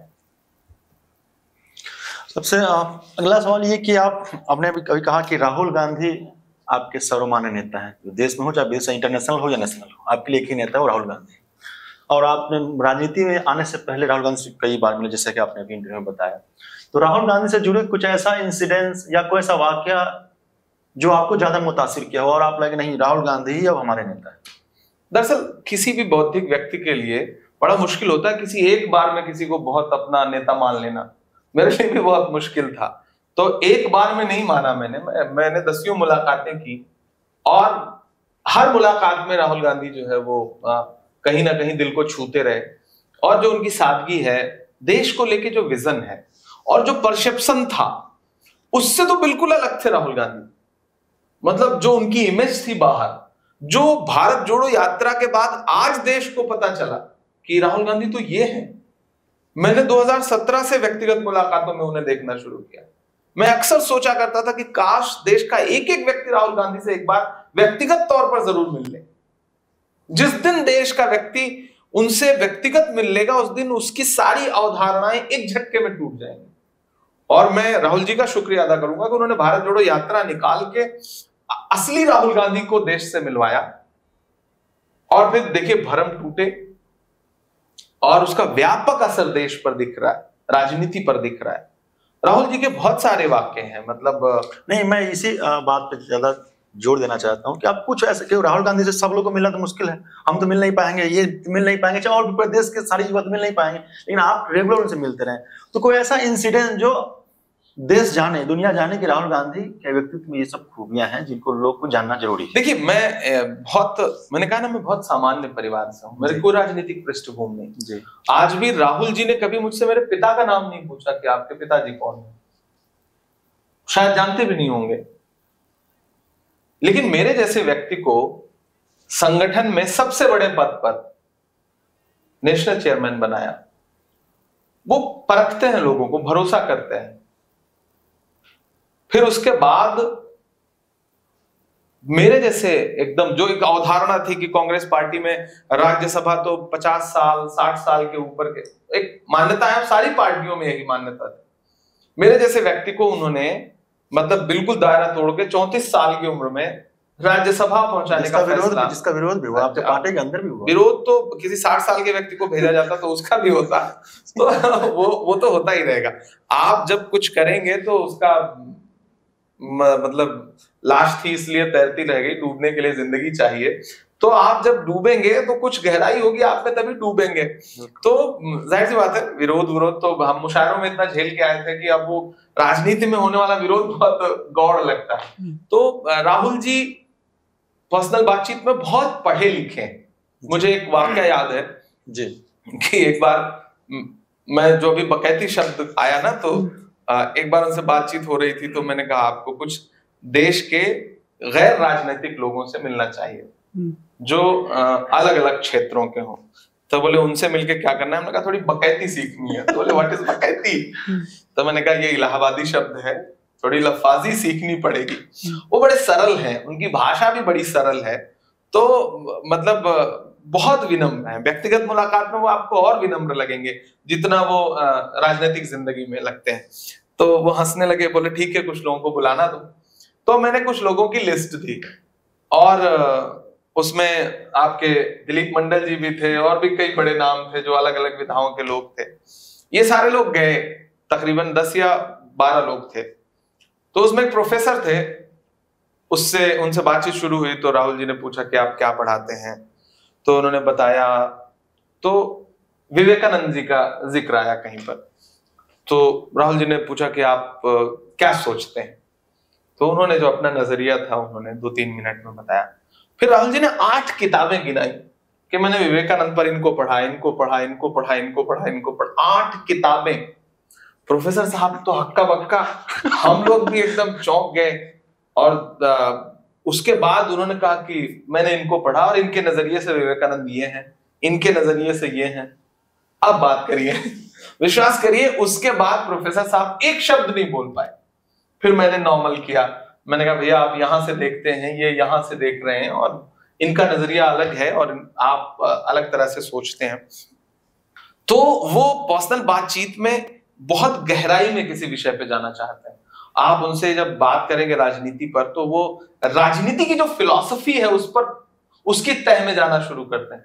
मैं एक बार अजमेर शरीफ चादर जानी थी, बड़ा मजे का वाकया है। तो एक रवायत है कि कांग्रेस पार्टी के जो अध्यक्ष हैं हर साल चादर भेजते हैं गांधी परिवार की तरफ से। प्रधानमंत्री भी भेजते हैं, नरेंद्र मोदी जी भी, ऐसा नहीं कि सिर्फ कांग्रेस ही भेजती है, मैं कंफर्म कर दूं। तो राहुल जी से मुलाकात के लिए मैंने कहा कि इस बार मैं देश भर से, हर प्रदेश से एक एक नेता, बड़ा नेता जो है मुस्लिम समाज का, उसको बुलाता हूं, तो चादर उनके साथ फोटो हो जाएगी, जाएंगे। तो तकरीबन 40 नेता थे अलग अलग प्रदेश के अलग अलग जगहों के। तो हमारी पार्टी के एक नेता है, वो दाढ़ी भी है, टोपी भी है, विधायक है, वो बड़े मजे के हमारे साथी हैं, मैंने उनको भी बुलाया था।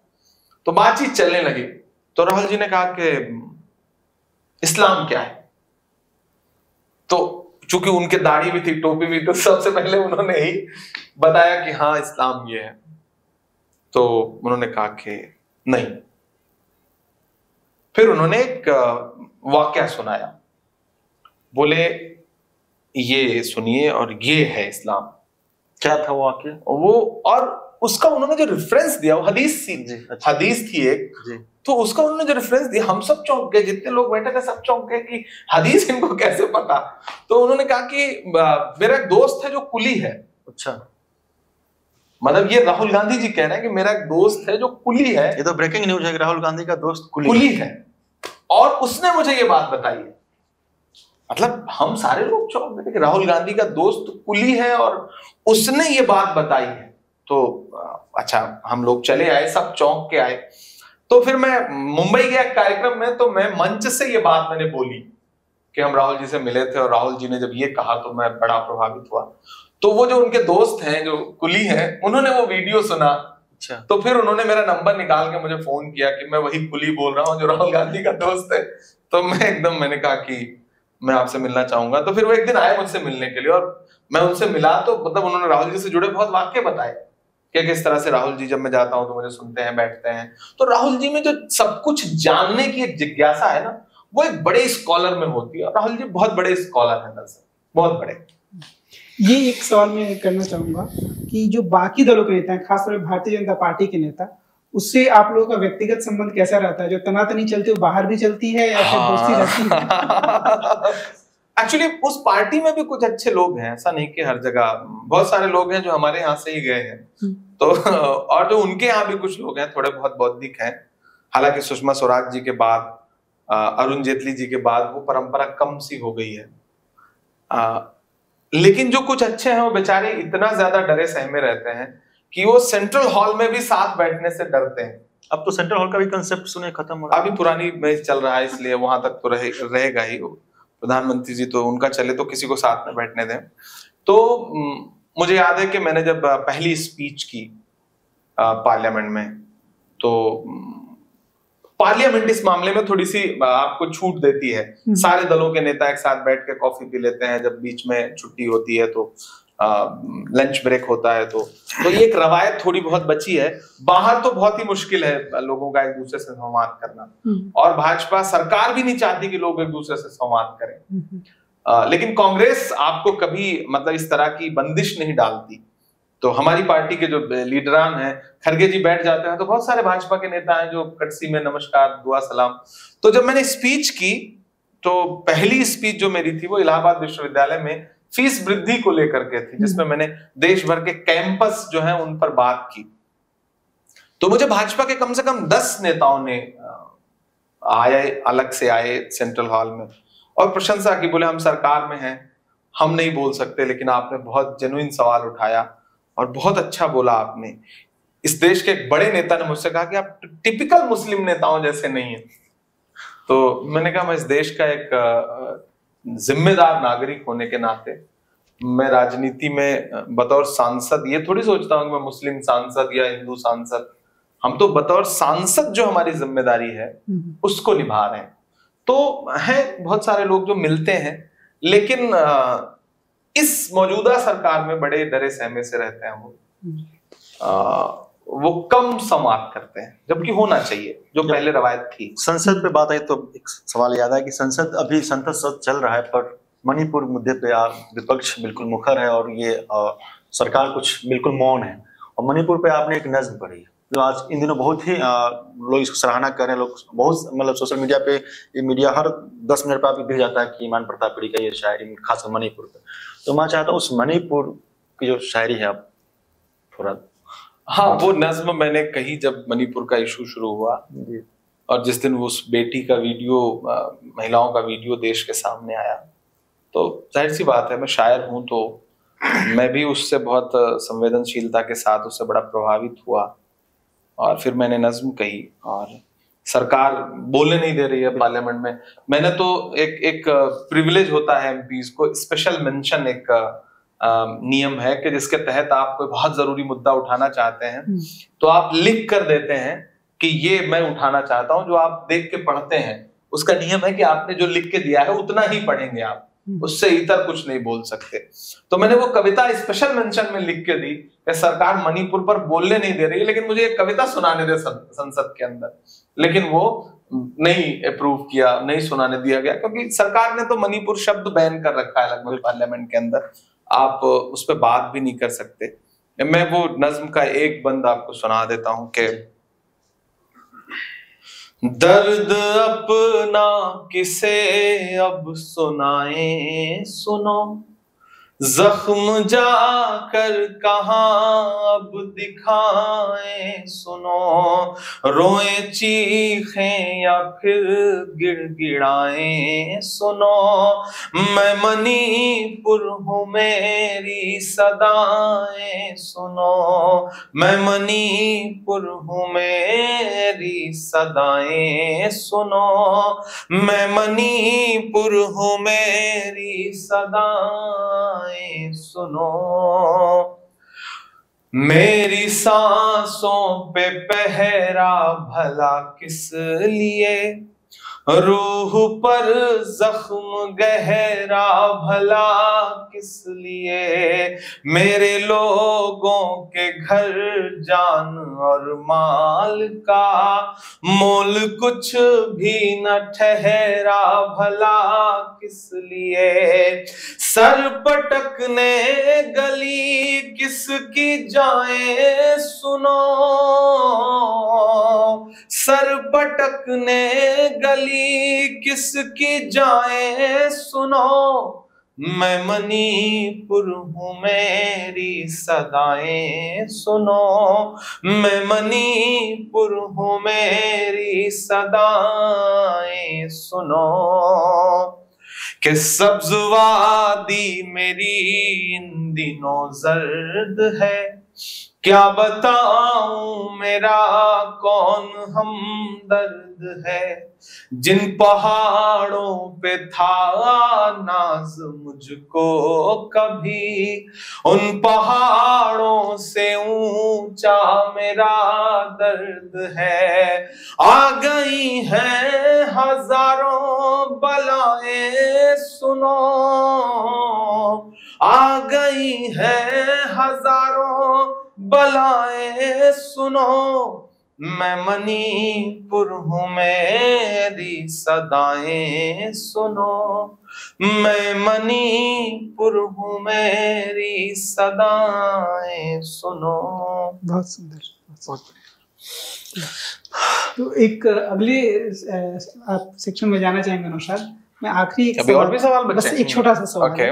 ये जो ये मीडिया में खबर चल रही है कि भारत जोड़ो यात्रा का दूसरा चरण शुरू होने वाला है, तो उस पे किस तरह की संभावनाएं आप देखते हैं? एक्चुअली जो भारत जोड़ो यात्रा की सफलता है, जाहिर सी बात है कि कांग्रेस का संगठन भी और कांग्रेस की पूरी मतलब मुझे लगता है कि जो उनका उसका वर्कर है, सब चाहते हैं कि भारत जोड़ो यात्रा की दूसरी किश्त भी देश के सामने आए, और मुझे लगता है होगी भी।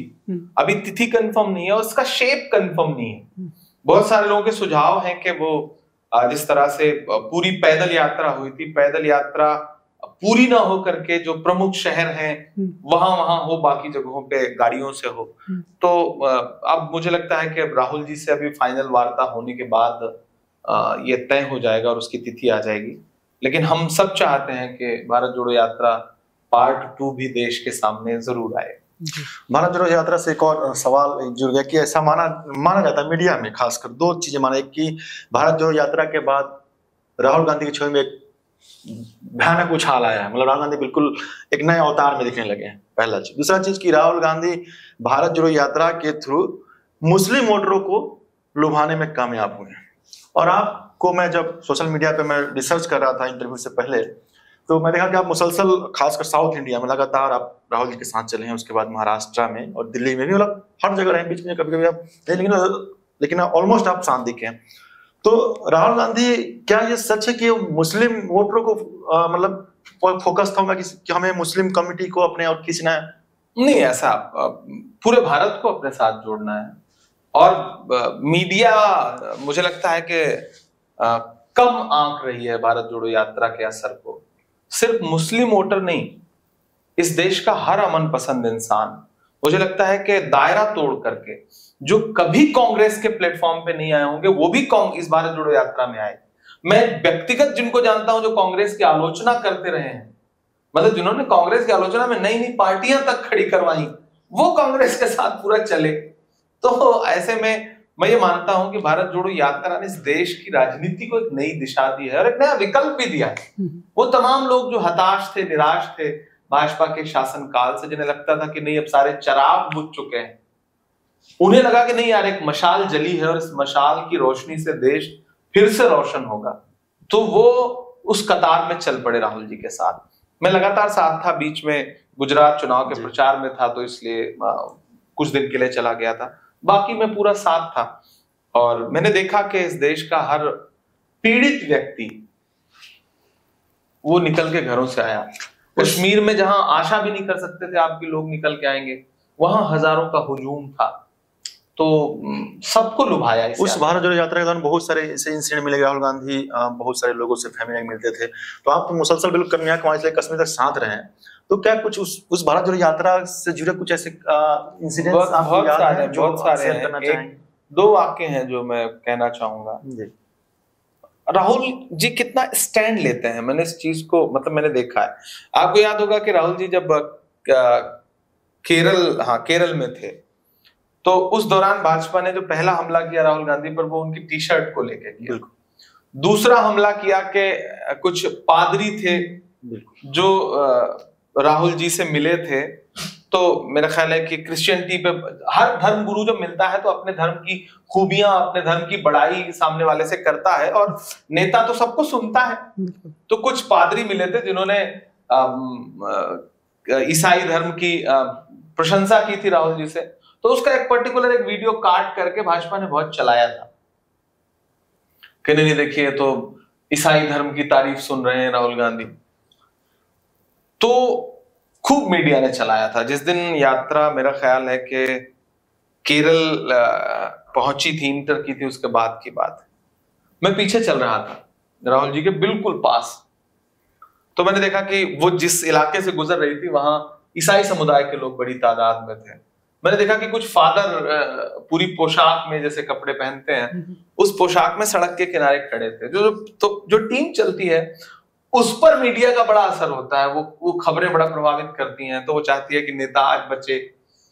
अब चूंकि ये खबर चल रही है तो मतलब आज थोड़ा सा कम लोग दिखें, अलग अलग शेप के लोग दिखें, वो माइंडसेट होता है। इतने में एक फादर जो है वो राहुल जी के साथ चलने के लिए या फोटो लेने के लिए, उन्होंने यात्रा में घुसने के लिए कोशिश की। तो टीम के लोगों ने उनको साइड में किनारे कर दिया। पता नहीं कहां से राहुल जी की नजर पड़ गई। वो तकरीबन 40 मीटर 30 मीटर आगे जा चुके थे, फिर रुके और पीछे पलट के उन्होंने फादर की तरफ इशारा किया, बोले कम। और मैं पीछे ही था। और फिर उन्होंने फादर का हाथ पकड़ा और कभी हाथ पकड़ते और कभी कंधे पे हाथ रखते और बहुत दूर तक फादर के साथ चलते रहे। मतलब ये है राहुल गांधी, जो ये संदेशा देना चाहते हैं कि नहीं, तुम जो नैरेटिव बना रहे हो मैं उससे नहीं डर रहा हूं। मैं इस देश के एक एक व्यक्ति के साथ खड़ा हूं। मैं इस देश की समानता और इस देश के संविधान और इस देश के बंधुत्व में यकीन रखता हूं। ये है राहुल गांधी। मुझे याद है एक वाकया, यात्रा थी बेल्लारी और मांड्या के बीच में, कहीं कर्नाटका में, बेल्लारी के पास, हाँ, मैं मौजूद था। तो एक बूढ़ी दादी जो है, वो अम्मा, मेरा ख्याल उनकी उम्र रही होगी 70 साल से ज्यादा ही, तो वो खीरा लेकर के खड़ी थी। वहां खीरा को कुछ और बोला जाता होगा। तो मतलब जब राहुल जी आए तो राहुल जी नजर रखते हुए चलते थे। हजारों हुजूम रहता था, कहीं कहीं तो लाखों लोग खड़े रहते थे। तो वो देखते थे कि इस भीड़ में सबसे कमजोर व्यक्ति कौन है, जो मतलब, तो वो खुद आगे बढ़ करके या सिक्योरिटी को कह देते थे कि उनको बुला लो। तो वो बूढ़ी अम्मा जो है बड़ा जतन करके दौड़ी। जब राहुल जी पहुंचे तो राहुल जी ने देख लिया तो उनको बुला लिया। तो वह एक खीरा था उनके पास, उन्होंने खीरा ले जाके राहुल जी को दिया। तो मतलब राहुल जी चौंक गए कि खीरा लेकर के कौन आता है। तो उन्होंने कहा कि क्या, कैसे। तो साथ में जो कर्नाटक की लीडरशिप थी वो लोग भी करीब आ गए, मैं भी पास में ही था। तो उस बूढ़ी अम्मा ने कहा कि मेरे पास जमीन नहीं थी, तो तुम्हारी दादी ने, इंदिरा जी ने, जब भूमि सुधार कानून लागू किया था तो मुझे खेत का टुकड़ा मिला था, ये उसी खेत का खीरा है मैं जो तुम्हारे लिए लेके आई। तो वो बड़ा भावुक करने वाला इंसिडेंट था। तो राहुल जी में लोगों का विश्वास भी बहुत है। पहली बार वो दिखा। राहुल जी दरअसल वैसे ही हैं। वो माँ से मिलने के लिए कैमरा लेके नहीं जाते, वो बहुत सहज है माँ बेटे के रिश्ते में। वो सोनिया जी के जूते के फीते बांधते हुए जो एक विजुअल देश के सामने आया, वो दरअसल सोनिया जी की जगह और भी कोई बूढ़ी माँ होती या कोई भी माँ होती तो राहुल जी खुद झुक करके उनका जूते का फीता बांध देते। राहुल गांधी ऐसे ही है। राहुल गांधी को मैंने, मतलब स्टाफ चल रहा है और किसी का अगर जूता भी छूट गया तो राहुल गांधी इतने सहज हैं कि शायद खुद जूता उठा के दे देंगे। ऐसे हैं राहुल गांधी। राहुल गांधी को लेकर के मतलब जो परसेप्शन बना, उस पे अरबों रुपए भाजपा ने खर्च किया। उसको एक भारत जोड़ो यात्रा ने, उसको एक भारत जोड़ो यात्रा ने, मतलब मैं ये मानता हूं, देखिए प्रकृति जब न्याय करती है ना तो एक झटके में कर देती है। उन्होंने राहुल गांधी की टी शर्ट पे हमला बोला। आज राहुल गांधी की टी शर्ट जो है एक सिंबल है इस देश में।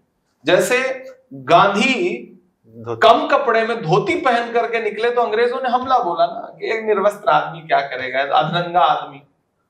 और फिर एक दिन वो धोती ही, आधी धोती इतनी बड़ी ताकत बन गई कि बड़ी से बड़ी हुकूमत कांपने लगी। आज राहुल गांधी का वही टी शर्ट सिंबल है। और मैंने उससे जुड़ा वाकया पूछा था, हमने कहा आज तो सोशल मीडिया में आपकी टी शर्ट चल रही है। तो उन्होंने कहा यार इमरान, किसी ने मुझे गिफ्ट दिया था वो टी शर्ट और एक उसका मतलब एक जैकेट भी उससे जुड़ी। जब मैंने पहली बार जैकेट पहनी तब भी बहुत ट्रोल किया गया था मुझे, और आज मैंने ये टी शर्ट पहनी है तब भी बहुत ट्रोल किया। जिस दिन ट्रोलिंग शुरू हुई थी ना, उसके दूसरे दिन सुबह की बात है, मैं साथ चल रहा था। तो मैंने कहा, उन्होंने कहा कि बताओ। तो हमने कहा कुछ नहीं, हक है आपको, आप क्यों नहीं पहनेंगे? अगर ये टी शर्ट उस ब्रांड की भी हो तो क्या गलती है? जबकि वो सामान्य सी टी शर्ट थी।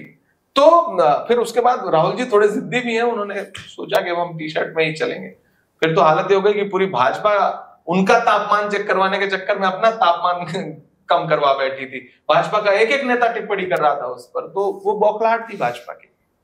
तो यहाँ पे हमारे सवालों का सिलसिला समाप्त होता है, लेकिन अब आखिर में कुछ ज्यादा समय नहीं लूंगा, बस थोड़ा सा कुछ अफवाहें जो आपसे जुड़ी हुई है।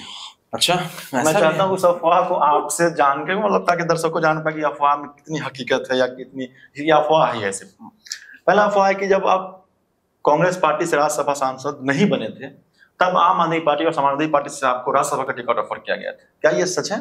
हाँ, मैंने भी ऐसी अफवाहें सुनी थी। कई चैनलों ने संपर्क किया था उस दौरान, खबरें कई छपी थी 2018 में, और मैंने सुनी थी ये अफवाह ही है मतलब। हर अफवाह के पीछे थोड़ी बहुत सच्चाई होती है। दूसरा अफवाह ये कि आपको तीखी चटनी बेहद पसंद है, क्या यही तीखी चटनी का राज है कि आप बिल्कुल तीखा हमला करते हैं सरकार पर? नहीं, मतलब मैं मिठाई खा के भी जब बात करूंगा तो जाहिर सी बात है, सरकार से सवाल पूछूंगा तो सरकार को कड़वा ही लगेगा। हालांकि चटनी जाहिर सी बात है, तीखा पसंद है। मतलब तीखा कोई भी खाना हो तो मैं कोशिश करता हूँ, मैं दाल भी खा रहा हूँ तो कोशिश करता हूँ कि थोड़ी सी तीखी सी हो। और एक और अफवाह ये है कि आप जब इलाहाबाद में शायरी की शुरुआत की थी, तो उस दौरान आपको किसी ने कहा था कि बाबू शायरी बहुत अच्छा लिखते हो, थोड़ा तलफ्फुज सही कर लो, बहुत आगे जाओगे जिंदगी में। नहीं, तलफ्फुज मैं इसको कबूल करता हूँ, क्योंकि मैं हिंदी साहित्य, आजकल आपके शायद दोस्त हैं, वो अच्छे दोस्त हैं। हिंदी साहित्य से मैंने पढ़ाई की, तो मैं परास्नातक हूँ हिंदी साहित्य से। तो जाहिर सी बात है कि तलफ्फुज उतना अच्छा नहीं था, सीखा मैंने, धीरे धीरे सुधारा मैंने। तो मैंने जब पहला कवि सम्मेलन पढ़ा था तो किसी ने कहा कि भाई थोड़ा तलफ्फुज सही करो अपना। तो मैं हर सलाह को आज भी, जाहिर सी बात है कोई भी व्यक्ति परफेक्ट नहीं होता, बहुत हर दिन सीखना होता है आपको। तो मैंने भी सीखा, सलाह मानी, काफी हद तक बेहतर कर लिया है और कोशिश करूंगा। हम लोग अंग्रेजी मीडियम के पढ़े हुए लोग तो थे नहीं कि मतलब किसी अच्छे मतलब कॉलेज से पढ़ के आए थे। हम लोग तो प्राइमरी और नर्सरी से पढ़ के आए हुए लोग थे, तो तलफ्फुज और वो जो लटके झटके थे वो सब चीजें नहीं थी। हाई स्कूल तक तो सही से खड़ी हिंदी बोलने में भी डर लगता था। हम लोग तो ऐसी पृष्ठभूमि से थे, तो ठीक है, मैं उस पर नाज करता हूं। मैं अपनी जर्नी को जब देखता हूं तो मुझे अपने पुराने दिनों पे फख्र होता है कि मैं कहां से आया हूं यार। और मैं कोशिश करता हूं कि मैं मतलब बहुत सारे लोग उस पर तंज करते हैं, मतलब एलीट तबका जब आपसे मिलता है, कहां से लोग आ जाते हैं। ये दो बातें हैं, कोई आपसे कहता है कि कहां से लोग आ जाते हैं, मैं कहता हूं कहां से लोग आते हैं। मतलब बस आप ये सोचिए ना कि आप वो तंज में आप पे प्रश्नवाचक चिन्ह लगा रहे हैं, और मैं अपनी जर्नी पे फख्र करते हुए मैं कह रहा हूं कि मैं कहां से आया हूं। तो अगर मैं वहां से उठ के यहां आ सकता हूं, तो इस देश का कोई भी सामान्य बच्चा इस देश की संसद में पहुंच सकता है। मैं ये मानता हूं। ये युवाओं के लिए मैसेज माने? बिल्कुल। अगर इमरान प्रतापगढ़ी इस देश की संसद में पहुंच सकता है, तो इस देश का कोई भी सामान्य बच्चा, सामान्य परिवार का लड़का, सामान्य परिवार की लड़की इस देश की राजनीति में बिल्कुल बहुत आगे तक विधानसभाओं में और संसद में पहुंच सकती है। मैं जिस माहौल से, मैं जिस पृष्ठभूमि से आया हूं, मतलब इस देश का सामान्य व्यक्ति वैसी ही पृष्ठभूमि का होता है। ये परख के दर्शकों के लिए इमरान प्रतापगढ़ी जी का एक यूथ के लिए खासकर मैसेज है कि आप भी पार्लियामेंट पहुंच सकते हैं। अगला अफवाह ये है कि आप देश ने दुनिया के मुशायरे के सबसे महंगे शायर हैं, जो आपके आने के बाद मुशायरे का बजट बढ़ गया, कन्वीनर परेशान होते हैं कि इमरान प्रतापगढ़ी को बुलाना। क्या ये बात सच है? क्या अफवाह है? नहीं, ये बात मतलब सच है, और मुझे लगता है कि अच्छे पैसे लेने में कोई बुराई नहीं है जब आप उसे अपने प्रोफेशन के तौर पर ले रहे हैं। और देखिए, मुशायरों में जो ट्रेडिशन था, एक शायर 15 मिनट 10 मिनट पढ़ता था। मैं किसी भी मुशायरे में, आप मेरे तमाम मुशायरे उठा के देख लीजिए, मैं 1.5 घंटा पढ़ना पड़ रहा है, 2 घंटा पढ़ रहा हूं, 2.5 घंटा पढ़ रहा हूं। तो जाहिर सी बात है कि मेरा परफॉर्मेंस देखें, और दुनिया भर में मतलब अकेले इंडिविजुअल शोज शुरू हुए, poetry night with Imran Pratapgarhi, अकेले मुशायरा हो रहा है मेरे नाम पे, जा रहा हूं, तो पैसे लेने में कोई बुराई नहीं है, पैसे लीजिए, आप अपने हुनर का पैसा ले रहे हैं तो इसमें क्या बुरा है। और इससे अदब भी कहीं मुतासिर नहीं होता। भाई क्या उर्दू के शायर को हक नहीं है कि वो अच्छी गाड़ी में चले, अच्छा कपड़ा पहने, अच्छे घर में रहे? क्या बुराई है? मतलब आप क्यों चाहते हैं कि झोला ही उसके कंधे पे लटका है? भाई वैसे पैसे लेने चाहिए, बिल्कुल लेने चाहिए। जब किसी टीवी शो में फूहड़ सा हास्य सुना करके 50 लाख लोग ले रहे हैं, तो कोई शायर 10 लाख रुपए पेमेंट क्यों नहीं ले सकता? ले सकता तो लेना चाहिए। तो एक तरह से ये इशारा भी है कि 10 लाख बजट का मुशायरे का, मतलब ठीक है, लेना चाहिए। मुझे लगता है कि जरूर पैसे लेना चाहिए। अगला एक और अफवाह ये है कि आप शाहरुख खान के इतने बड़े फैन हैं कि पठान मूवी के फर्स्ट डे का फर्स्ट देखने के लिए आपको शाहरुख खान ने टिकट ऑफर की? नहीं, शाहरुख खान साहब मुझे बतौर अभिनेता बहुत पसंद है और बतौर इंसान भी। मेरा अपना मानना है, कोई भी कलाकार जो है ना, उसमें कोई भी हुनर हो, उसे सिर्फ हुनर देख करके उतना प्यार नहीं आता जितना उसकी पूरी शख्सियत पे आता है। मतलब बतौर इंसान भी अगर वो क्या जो किरदार वो निभा रहा है उसको अपनी जिंदगी में भी निभा पा रहा है या नहीं, थोड़ा तो देखा जाना चाहिए। और जब मैं पूरी इंडस्ट्री को देखता हूं कि एक समय जब तमाम बड़े लोगों ने एकदम मतलब रीढ़ पूरी तरह से झुका दी हो, सजदे कर रखे हो, ऐसे में शाहरुख खान थोड़ा सा दिखता है कि नहीं भाई, एक जमीर के साथ जिंदा है वो। शाहरुख को पसंद करता हूँ बतौर अभिनेता। टिकट वाली बात अफवाह है। और मैंने कहा ना, बस हर अफवाह में कुछ अफवाह होता है, कुछ सच्चाई होती है। इस बात से पता चला कि आपको शाहरुख खान बेहद पसंद है। हाँ, क्या कोई अभिनेत्री पसंद है जो बॉलीवुड सिनेमा में? नहीं, अभिनेत्रियों में जाहिर सी बात है कि आप जब किसी अभिनेता को पसंद करते हैं तो अभिनेत्री को भी पसंद ही करते हैं। ना करिए तो दुनिया कहेगी कि आप जो है वो पुरुषों के प्रति तो आप सॉफ्ट हैं, और महिलाओं को लेकर के आप तुरंत फेमिनिस्ट लोग हमला कर देंगे। तो जाहिर सी बात है कि कुछ अभिनेत्रियां जिनके काम अच्छे हैं तो पसंद है, बट वो कोई एक विशेष नहीं है। मतलब 2 3 4 पसंद है जो भी जो अच्छा काम करती हैं। अब पुराने दौर में आप जाएंगे तो जाहिर सी बात है कि माधुरी की अदाकारी अच्छी रही, और रानी मुखर्जी की अदाकारी अच्छी है। माहिरा खान सरहद के उस पार जाएंगे तो अच्छा काम करती हैं। नए लोगों में आलिया बहुत अच्छा काम कर रही हैं, मुझे लगता है आलिया भट्ट अच्छा काम कर रही हैं। दीपिका पादुकोण? हाँ, दीपिका को पसंद करने की भी कई सारी वजह हो सकती हैं। दीपिका भी अदाकारा भी अच्छी हैं, और मुद्दों पे जिस तरह वो कभी कभी स्टैंड लेती हैं वो भी सराहनीय है, इसमें कोई दौरा नहीं। और भी कुछ नाम गिनाने पे आएंगे तो आ सकता है। अगला अफवाह ये है कि इन दिनों एक नई किताब आई है, इसका नाम है कॉलर फैसल। आपको वो किताब इतनी पसंद आई कि आप आजकल तकिया नीचे रख के सोते हैं? देखिए, मौलाना आजाद पर पढ़ रहा हूं मैं। मौलाना आजाद साहब, जाहिर सी बात है कि इस देश के सेकुलर फैब्रिक में के तमाम धागे उन्होंने बुने हैं, तो उन पर कुछ भी लिखा पढ़ा जा रहा है तो उसे पसंद करना जाहिर सी बात है। कॉलर फैसल अच्छी किताब है और मैं उसे पढ़ रहा हूँ, मतलब, और बहुत सारे लोगों ने, बड़े लोगों ने उसकी सराहना की है। अच्छी किताब है, इसमें कोई। और सफा में सच्चाई है कि कॉलर फैसल को हिंदी में लाने का श्रेय इनको जाता है। हाँ, नो डाउट। मतलब मैं दर्शक देख लें, नौशाद साहब ने उसको जो है मतलब उसको संपादित किया है, तो एक अच्छी किताब बनी है, इसमें कोई शुक्रिया। अगला और सबसे आखिरी अफवाह ये है कि आप शादी नहीं कर रहे हैं क्योंकि आप अपने महबूब नेता राहुल गांधी जी के शादी के इंतजार में बैठे हैं। नहीं, ये तो हम लोग दबाव बनाने के लिए कहते रहते हैं। राहुल जी शादी करेंगे तो जाहिर सी बात है कि पूरा देश चाहता है, और हमारे नेता हैं तो हम सब चाहेंगे कि हमसे पहले कर लें। बड़े भी हैं, बड़े भाई की तरह हैं वो, तो वो पहले करेंगे तो अच्छा लगेगा। समाज का दबाव, घर परिवार का दबाव तो हमें भी करनी ही है, करेंगे।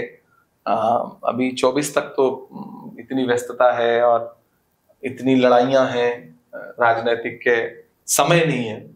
फिर उसके बाद की जाएंगी, शादी भी की जाएगी, वो भी जिंदगी का एक हिस्सा है, तो करेंगे। मतलब इमरान प्रतापगढ़ी जी का वलीमा खाने से पहले राहुल गांधी की रिसेप्शन का इंतजार करना पड़ेगा।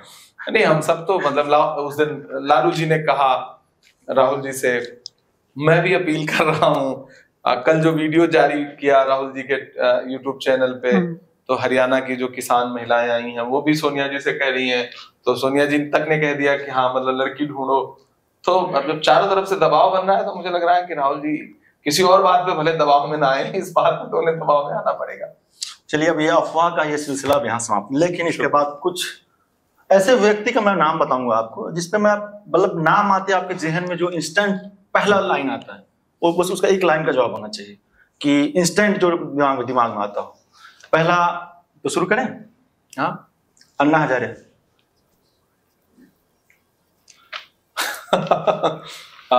मेरा शेर है, तो मैं एक लाइन में नहीं, मतलब 4 मिसरे। बिल्कुल बिल्कुल। भारत माँ के राज दुलारे कहाँ गए, आरएसएस की आंख के तारे कहाँ गए, अच्छे दिनों की तरह उन्हें भी ढूंढ रहा, कोई बताए अन्ना हजारे कहाँ गए।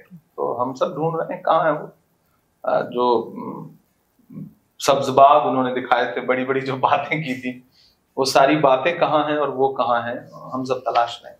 दूसरा नाम बाबा रामदेव। व्यापारी, शुद्ध व्यापारी, चालाक व्यापारी, धूर्त व्यापारी। तीसरा बैरिस्टर असदुद्दीन ओवैसी। अब किसी एक शब्द में क्या कहा जाए, मतलब सिर्फ अपनी राजनीति और अपना फायदा देखने वाला राजनेता। योगी आदित्यनाथ। संविधान और लोकतंत्र में बहुत कम विश्वास रखने वाला मुख्यमंत्री। अमित शाह। नाकाम गृह मंत्री। गुलाम नबी आजाद।